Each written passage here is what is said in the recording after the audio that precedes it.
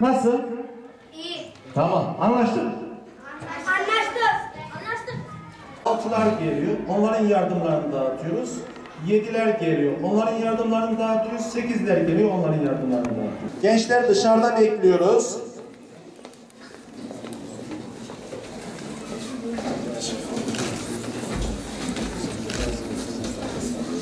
Barış Hocam.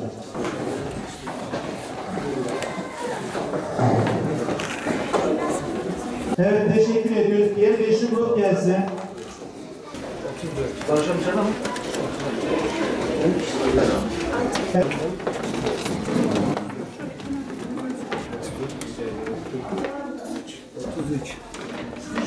Şu tarafa alıyoruz. Gelin kızlar. 34 kızlar da. 34, 35, 36, 37. Evet.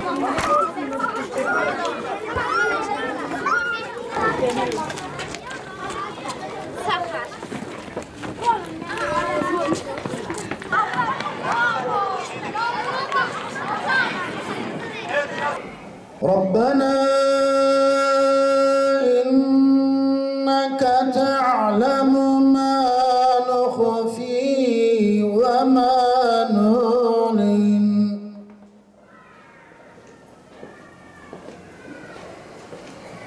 وما يخفى على الله من شيء في الأرض ولا في السماء الحمد لله الذي وهب لي على الكبر إسماعيل وإسحاق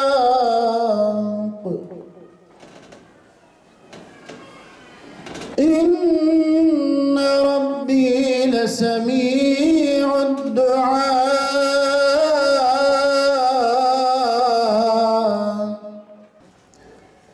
Değerli arkadaşlar, yeni eğitim öğretim yılı hepimize hayırlı olsun.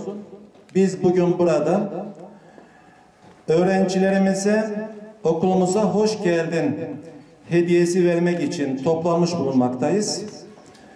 İnşallah öğrencilerimiz bu hediyeleri aldıktan sonra ben inanıyorum ki okula daha iştahlı geleceklerdir ve bizim vizyonumuza ve misyonumuza uygun bir öğrenci olacaklardır. Değerli arkadaşlar, 2018-2019 eğitim ve öğretim yılı diyoruz. Önce eğitim, sonra öğretim. Onun için bizim vizyonumuz örnek ve önder nesiller yetiştiren bir kurum olmak. Yani bizim öğrencilerimiz önce örnek bir öğrenci olmalı. Giyimiyle, kuşamıyla, davranışlarıyla, hareketleriyle toplumda parmakla gösterilen örnek bir öğrenci.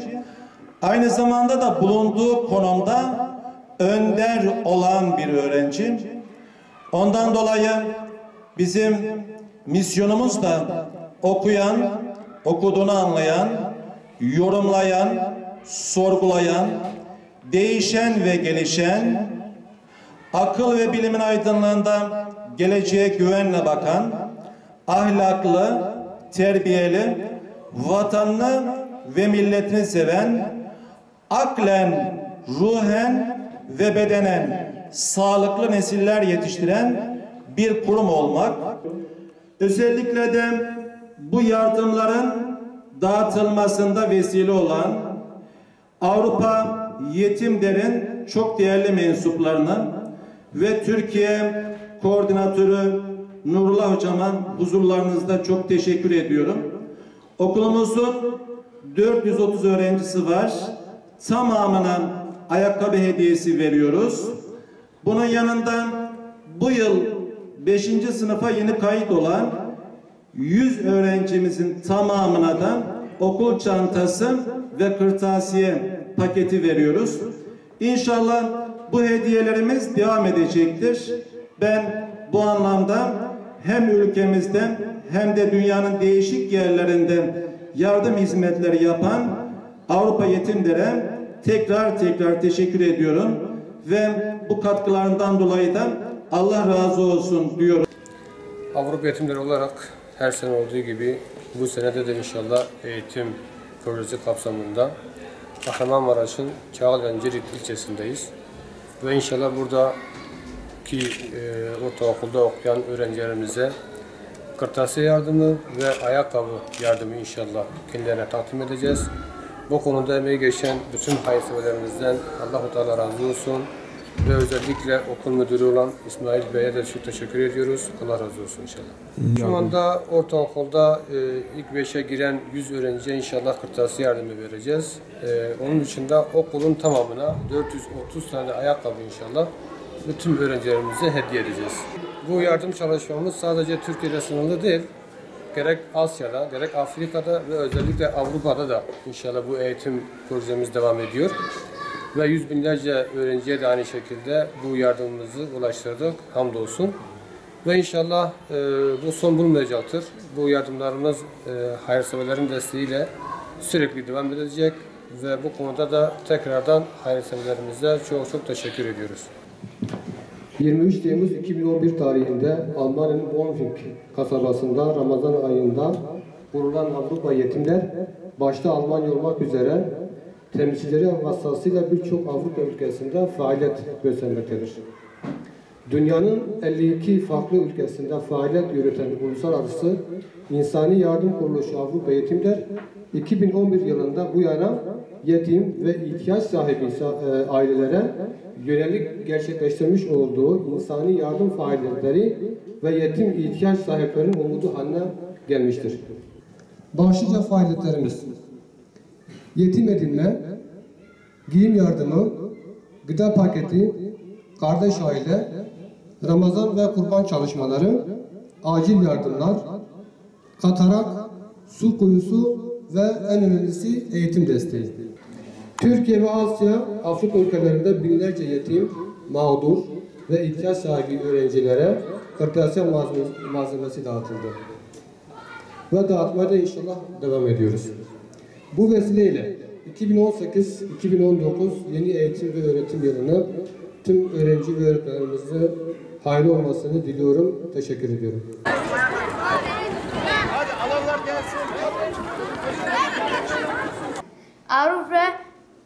Avrupa yetimleri verdikleri bu kırtasiye eşyaları için teşekkür ederiz. Yardımlarından dolayı Avrupa yetimlere teşekkür ederim. Yardımlardan dolayı Avrupa yetimlerine teşekkür ederim. Bu hediyeler için Avrupa yetimlerlere teşekkür ederiz. Avrupa yetimlere kırtasiye eşyaları için, yardımlar için teşekkür ederiz. Avrupa yetimlere çok teşekkür ediyorum bize gönderdiği yardımlar için. Avrupa yetimlere çok teşekkür ediyorum.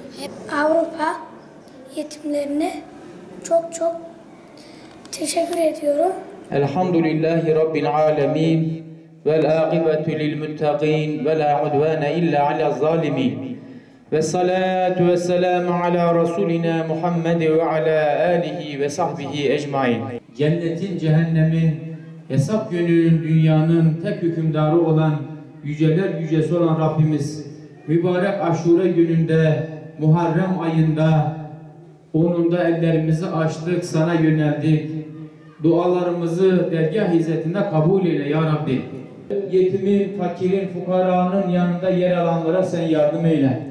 Ve özellikle de Cenab-ı Allah'ın emri olan ikra, oku emri mücibince bu okullarımızda senin ayetlerini, senin varlığının delillerini okuyan bu yavrularımızın zihinlerine açıklıklar ihsan eyle.